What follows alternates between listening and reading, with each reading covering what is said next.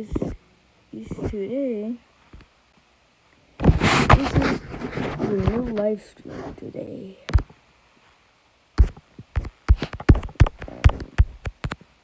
Wait, let me see.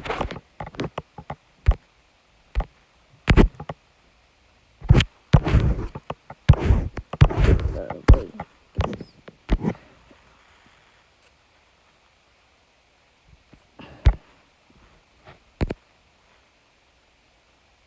okay. Oh, no. But anyways, guys, welcome to season 5, episode 7. Because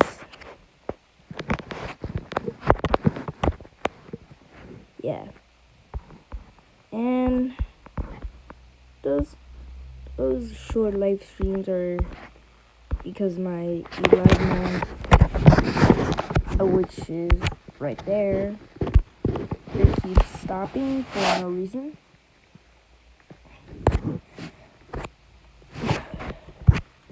But anyways, let's begin. The reason why I have 4 friends and 0 followers, I still have my cousins as my friends, and why my username is different. Well, I think it's because my main account got banned for no reason. But I need to find a way. So here we are.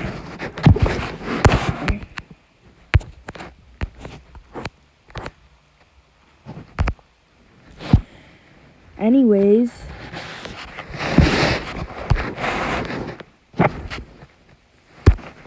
I'm gonna start off by reacting to 10,000 videos. This one's interesting. Liberty Mutual is all she talks about since we saved hundreds by bundling our home and auto insurance.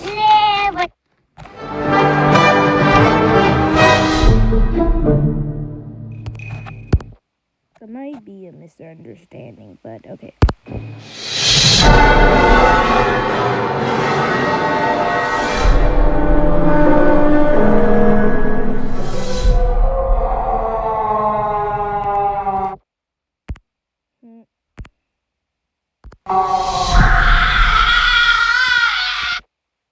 What?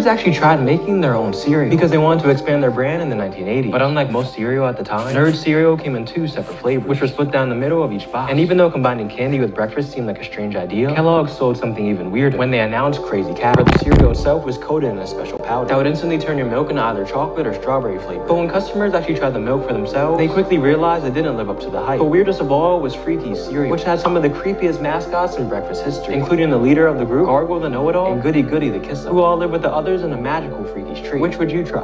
Nerds actually tried.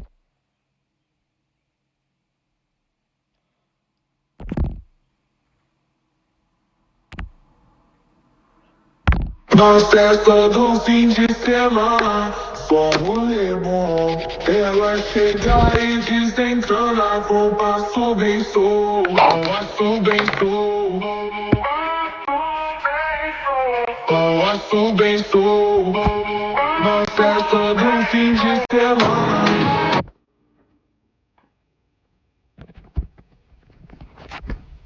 I'm gonna get a snack. Oh, by the way.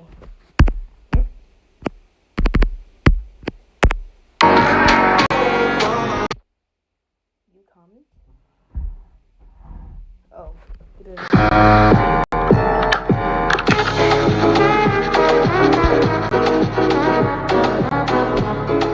What happened to your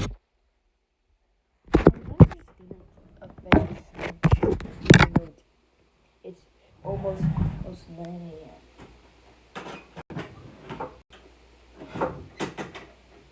What do you... Let's get some pimples.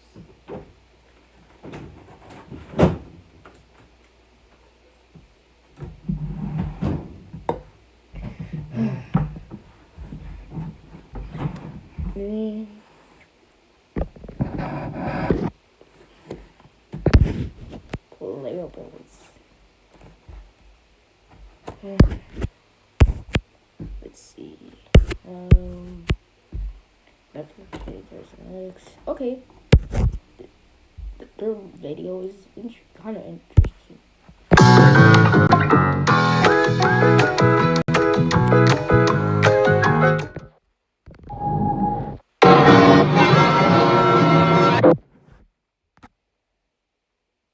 Don't mind that. Video is kind of interesting.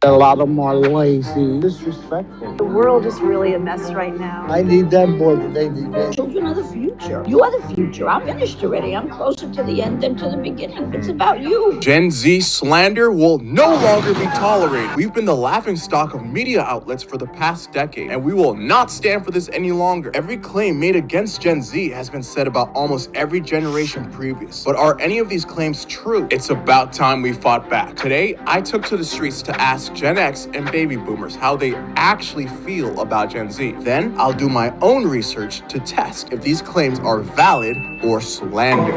Starting with number 1.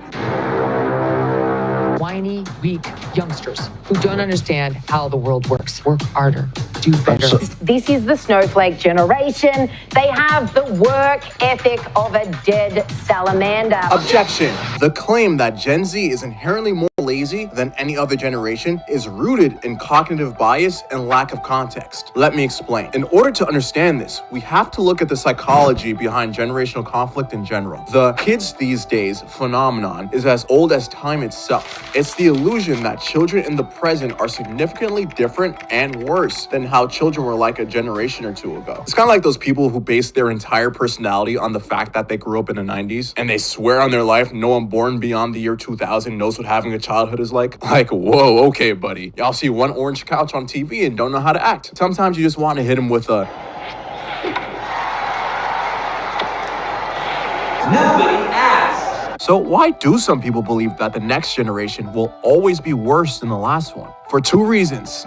Memory bias and our tendency to overly criticize others in an area that we are already good at. To some extent, we are all a victim of memory bias. Our ability as a human race to recall events accurately with memory alone is flawed, which is why court cases can't be solved by eyewitness testimony alone. The longer the time gap between the actual event occurring and when you try to recall that event as a memory, the more opportunity you give yourself to forget specific details and or to have your memory be manipulated to fit your current beliefs, also known as selective recall. For example, if you already believe you had a harder childhood than kids do today, you're more likely to only recall memories that justify that belief. So it's more accurate to say your belief came first and you select past experiences to justify it rather than saying your belief came from your experiences. Now, I was born in 1999 and I grew up watching 2000s TV. And if you grew up with me, you knew we had some bangers. I'm talking that I ran home, eyes glued to the screen, posture erect, waiting for the next Kids Next Door episode to drop. And I used to look at kids TV today in disbelief that they feed the youth such garbage. But I can't lie. After learning about memory bias and looking back at the full roster of shows we were given as a kid, we probably had more misses than hits, because there is no way you're telling me this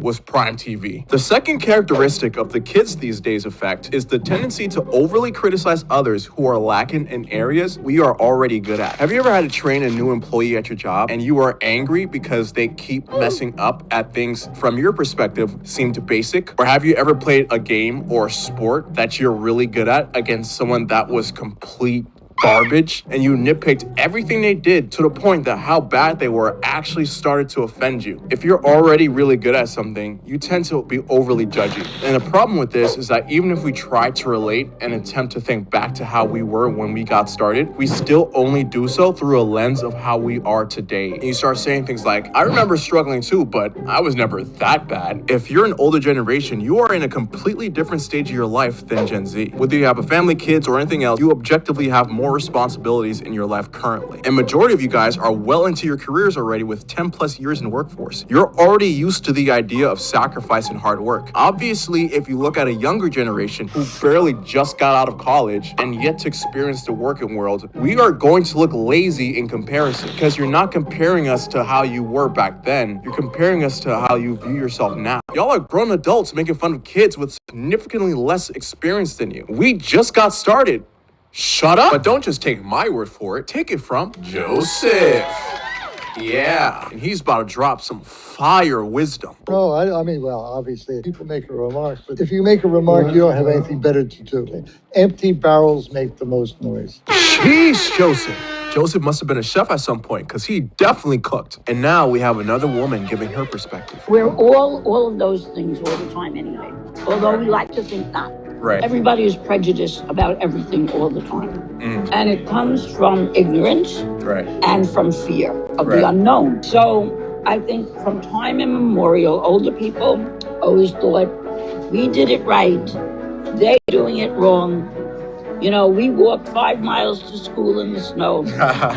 You know, the whole old story. But I think it just keeps repeating itself over and over and over again. And gosh darn it, she's correct. The amount of older people I see romanticize their past and using how hard they work as a badge of honor to justify their argument that Gen Z is lazy, it's kind of alarming. We were taught work. We had chores. I first grew up in Wisconsin, and most of my schoolmates were the children of farmers. They were up at 5 a.m. milking cows or gathering eggs. I didn't.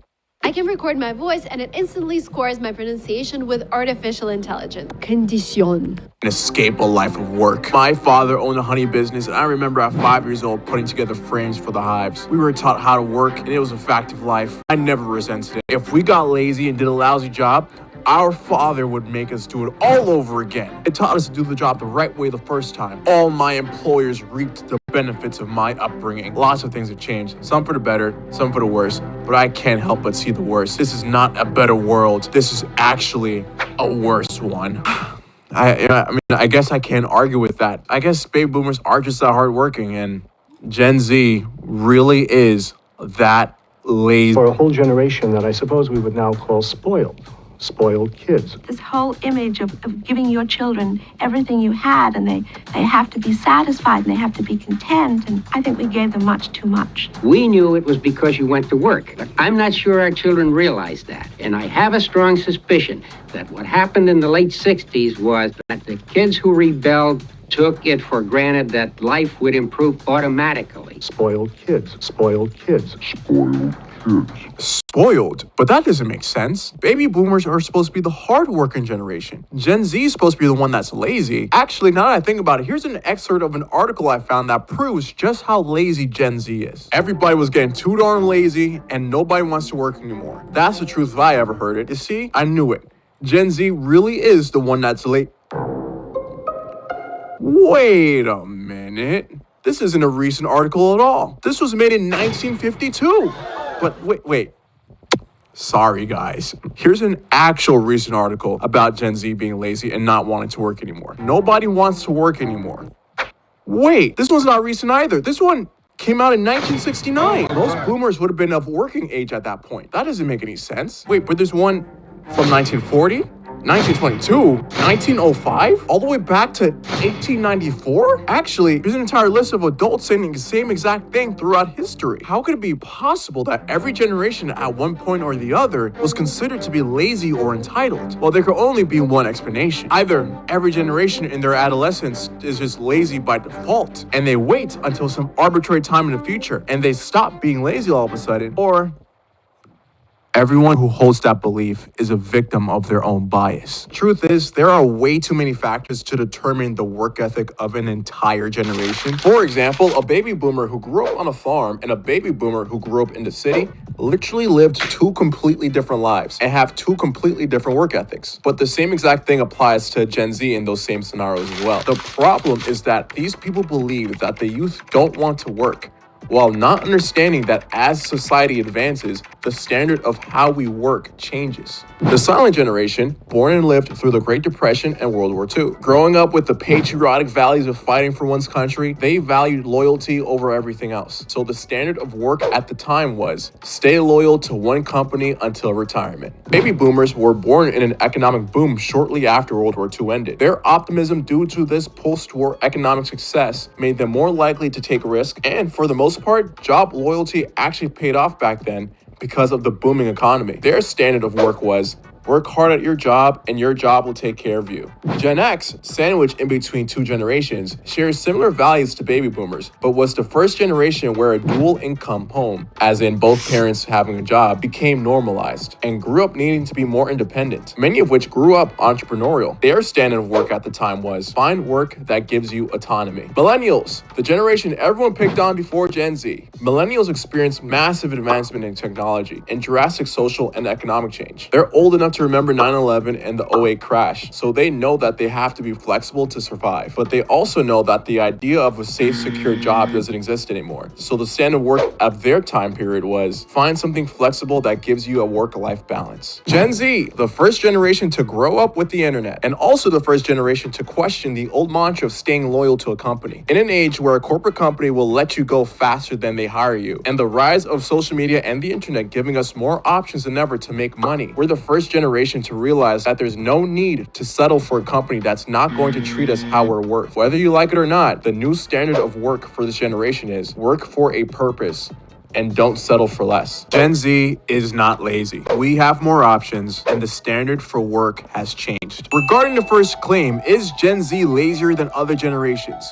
Slander. Conclusion, keeping historical and societal context in mind, Gen Z is no more lazy than any other generation given the circumstances. Ladies and gentlemen, the plane has landed. I have a connection. VIP Mr. Allen gets off first. On to number 2. Generation Snowflake. This is the Snowflake generation. Is Gen Z soft? Come to call Generation Z, referred to as the snowflake. We have a group of people entering the labor market that are snowflakes. They believe that when they speak, the words from God are coming out of their mouth. Objection. The belief that Gen Z is softer and weaker than previous generations is another case of generational stereotyping. For anyone who unironically believes that Gen Z is a soft generation, where are you basing this belief off of? And I'm not talking about physical weakness. We all know about the obesity crisis and that one picture that compares high school boys from 50 years ago to now. Usually When people talk about Gen Z being soft, they're referring to sensitivity, as in, this generation is too sensitive. This generation gets offended too easily. All they care about is their mental health. And the term snowflake gets tossed around so much that it just became another buzzword. We already talked about the kids these days effect earlier. Do I really need to bring up the fact that this rhetoric isn't new either? Precious snowflakes. Snowflake. The snowflakes. Snowflake. The snowflake. A snowflake, millennial complaining syndrome. Self-absorbed. Self-absorbed. Distracted. They get distracted. Entitled. Lazy, entitled, millennials, entitled. Almost every complaint people have about Gen Z today, they've already said word for word about millennials a few years ago. Does this hold any merit? Are kids today really that sensitive? Or is this another case of old people complaining about young people? Obviously, this is another case of generational stereotyping, and this belief usually stems from a lack of context and nuance. But I can't lie, there is some merit behind this. To gain a broader perspective, I've asked a young person, another Gen Z, to gain a different opinion on the topic. Let's start off with the positives. I like that we will stand up to authority. Like, for instance, with our jobs, we won't take anything from our bosses. These are my boundaries as an employee. I demand to be paid a respectable living wage, else I'm going to leave and get a new job. Compared to like previous generations that just stick it out in a bad situation. But then the thing that I don't like about this generation is, our outlook on life. I would say we're very depressed. It's good that we're more aware of mental health and that we do recognize that there are pressures in life that may be too hard to suck it up. But I feel like we need more stoicism in the sense of this generation, just a mentality that life is tough, but I'm going to get through it and I'm going to progress. And he's absolutely correct. There is an uptick in the mental health crisis in the younger generation, due in part to the emergence of social media, while simultaneously being hyper-conscious of social issues in the world. And thanks to this hyper-awareness of mental health and social issues, Gen Z, on average, are more sensitive to topics that, in their eyes, seem less tolerable. So if you think Gen Z is soft because of their perceived lack of resilience and their sensitivity to social issues, I guess you're correct. But the magic word needed here is nuance. Because I doubt Margaret is keeping the current mental health crisis in mind when bashing Gen Z on Reddit. Real quick, for everyone who says that, I have a quick question. Come a little bit closer. Have you spent any considerable time with Gen Z? I have very little interaction with the younger generation. I don't have children. I don't have grandchildren. Okay. So I basically have nothing to do with the younger generation. So it's you're it. Do you feel there's a pattern of the older generation hating or disliking the younger generation? Say only if they're not in touch. But if the older generation has grandchildren that they are in touch with, that would be a different answer. This is important for many reasons because perception is everything. Typically, our view on a particular group of people is based upon the amount and what type of exposure we personally have with said group. Let's say you have very little interaction with a certain group of people, as in you never or rarely hold conversations with them and you don't have any of them as friends. But the only times you are exposed to a person of that group, you see them being loud and obnoxious. And you look online and see one or two videos of people of that group also being loud and obnoxious. Based on that limited exposure, it's likely you'll assume all people of that group are loud and obnoxious, while ignoring the possibility that maybe only a small percentage of people within that group actually behave that way. But if your only exposure is that small percent, you'll think everyone acts this way. And the same works on the opposite end. If you are a part of a particular group of people, it's common to think, why are people of my blank so loud and obnoxious? When in reality, your only perception of your demographic outside of yourself is based upon your personal circle and a few other people you see online. My theory is that there is a bunch of people who have very little or virtually no interaction with Gen Z. They see a couple videos on TikTok of a person who happens to be Gen Z crying or complaining, and they assume that's how the entire generation must behave. Calling Gen Z soft because you see a couple people making a fool of themselves on social media is just like saying all baby boomers were hippies because you saw a couple of them on TV. Social media wasn't around back then, but I'm sure the silent generation said the same about the baby boomers when they rebelled in the late 60s. So what does this all mean? Does this mean to avoid stereotyping we should befriend every Gen Z on the planet? Nah, just means that be aware whatever overgeneralization of a generation you have is usually not correct and usually stems from a loud minority of people. That's it. So back to claim 2. Is Gen Z soft? plausible. Conclusion, Gen Z has a unique hyper-awareness of mental health issues, and their tendency to question authority and traditional societal norms created a sensitivity to social issues. However, keeping nuance in mind is to understand that our stereotype of Gen Z being soft may be from our limited.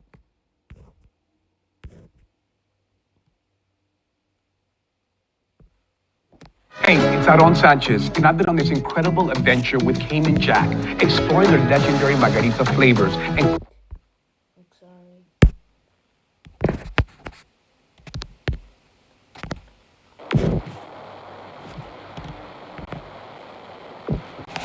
Hey, it's Aaron Sanchez, and I've been on this incredible adventure with Kane and Jack, exploring their legendary margarita flavors and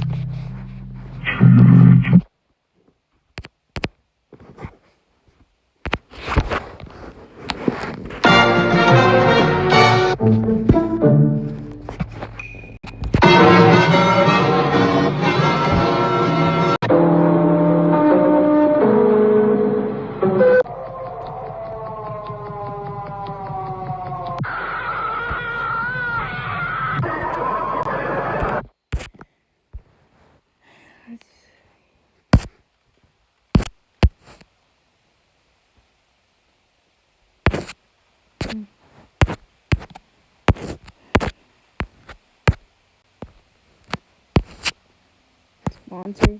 Yeah. I'm gonna play Grace.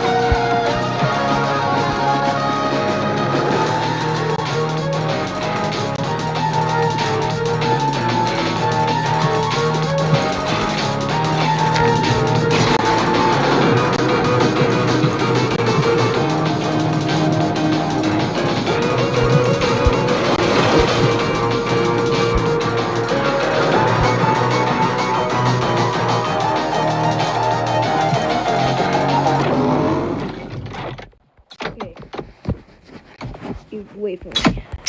We gotta. Okay, now.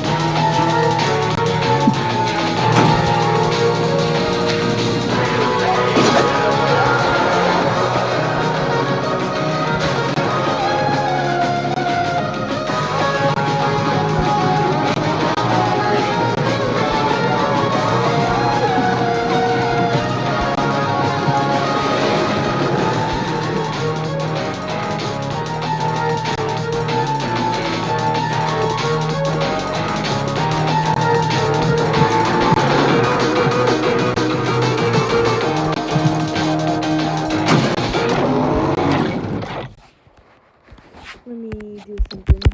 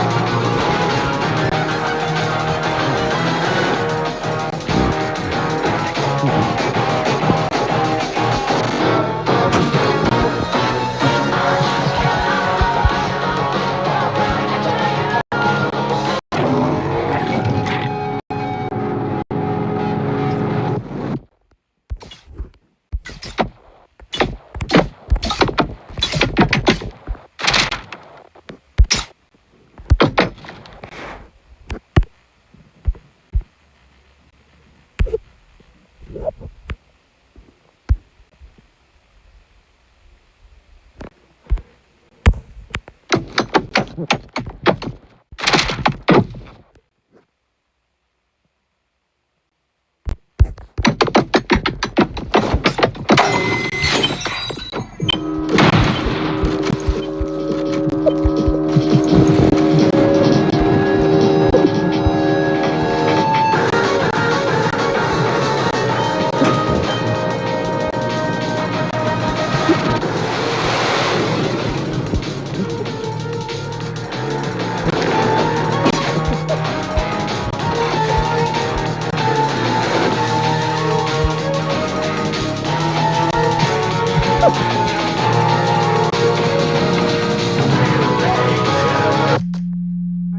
did get away from the door.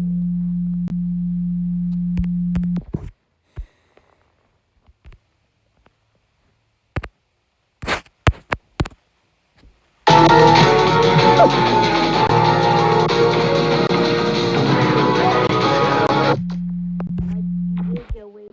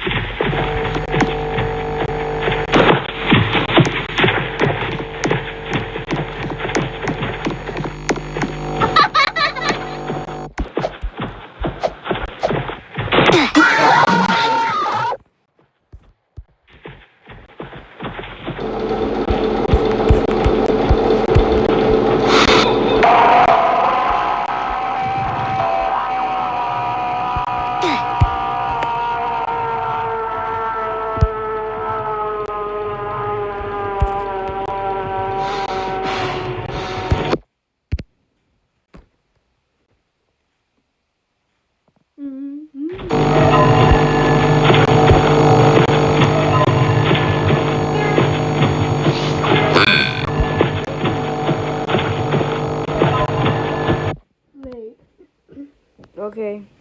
I'm gonna play Grace for the. I'm live. Also, I'm live streaming. Oh, that's nice. I'm currently on season 5, episode 7. I'm gonna play Grace. Yes, I would like you to play Grace. It's just too fast for me. I don't know why. You got used to it, like me. Yes, I understand.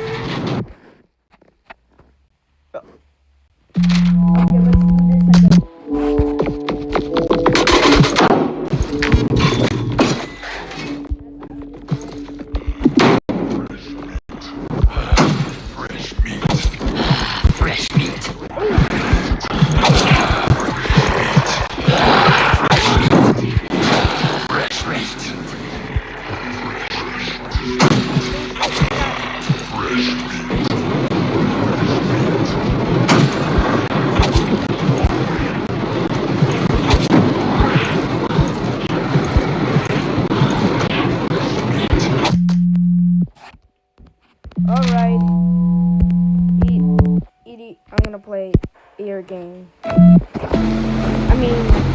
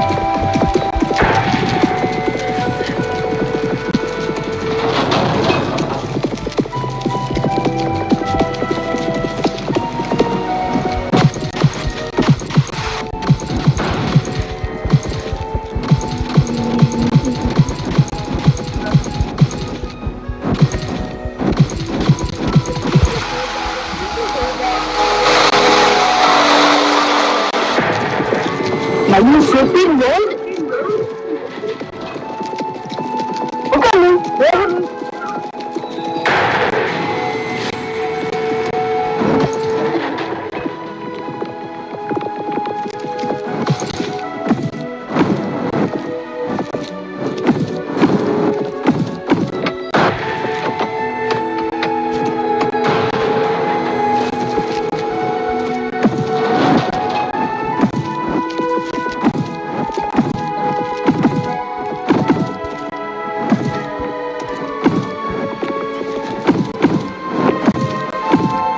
Over here, Ed Dragon.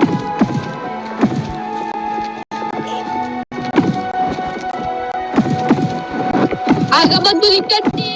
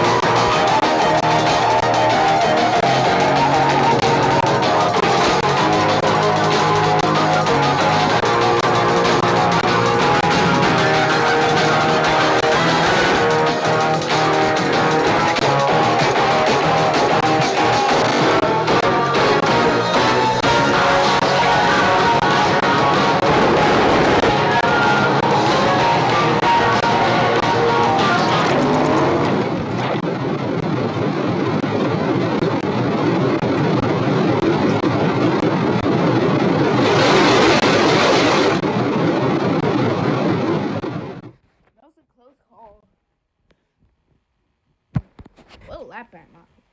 I think I just got anti-air unit, but not with missiles, just guns. Just kind of better, but you just need better air.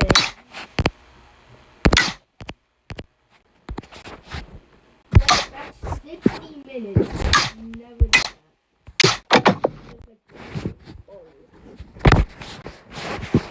I'm getting the gameplay.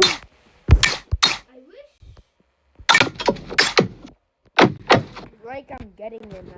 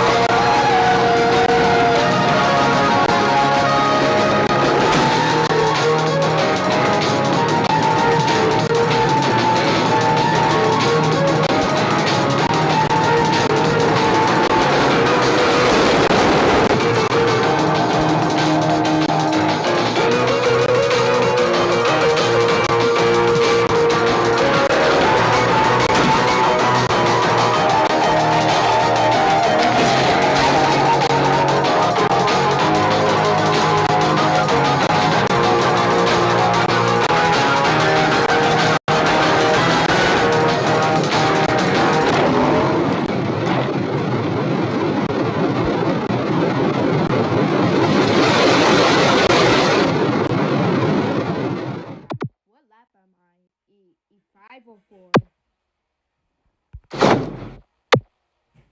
Or 3? No, I think it's 4.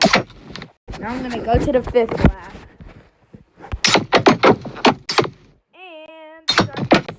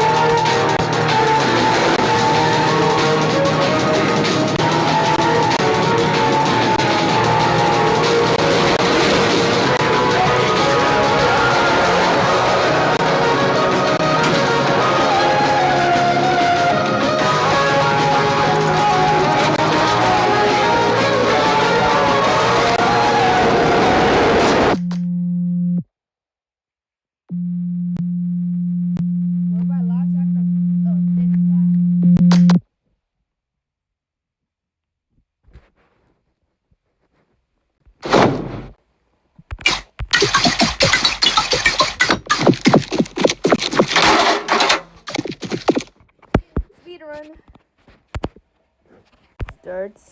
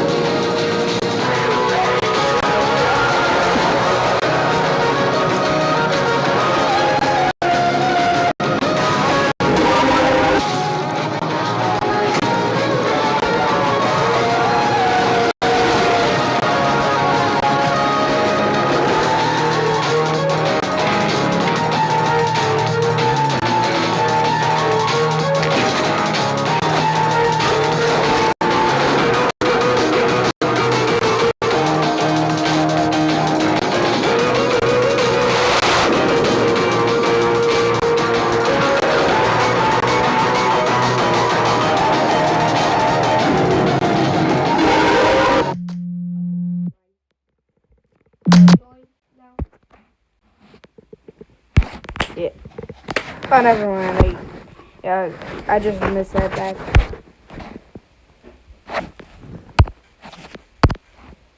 Thank you.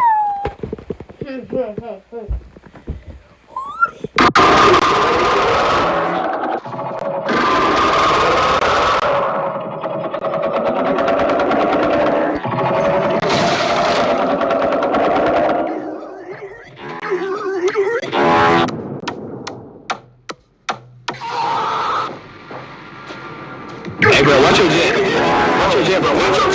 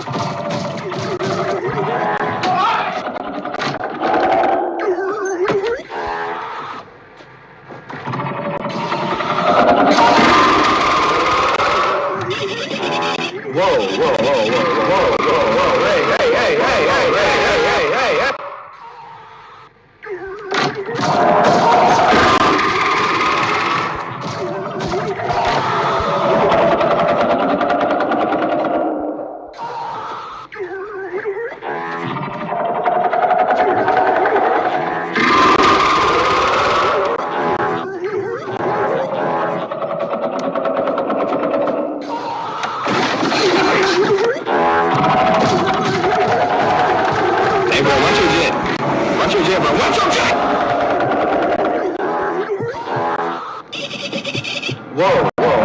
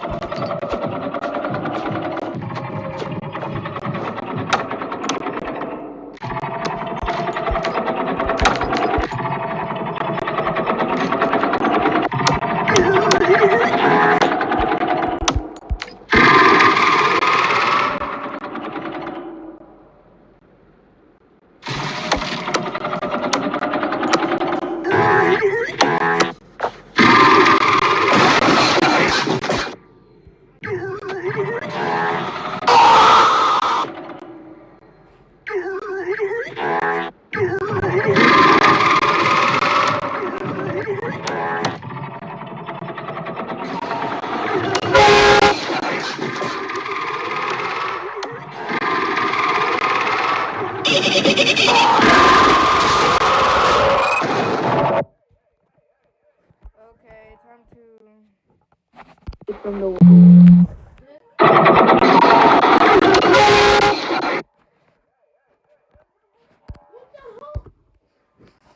Go to see your views. Oh, Yes.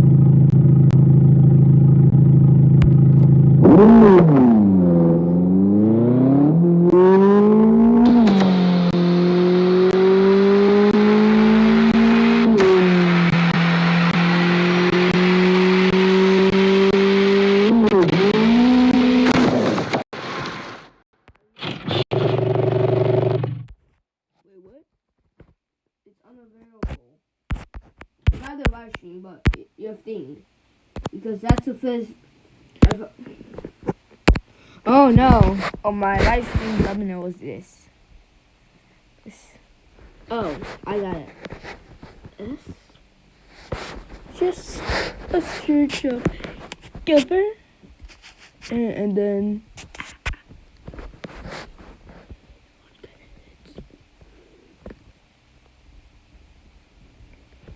Yes. Go to live. And I know.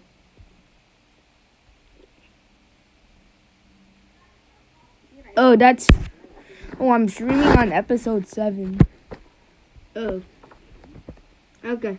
How long have you not checked my channel? Like.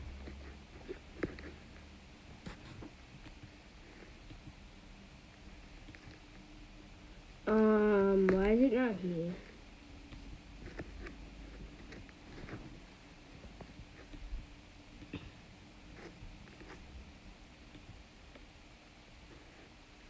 I don't know why it's restricted. Weird. Regardless of you. You're recording. Oh. No, it's not made for kids.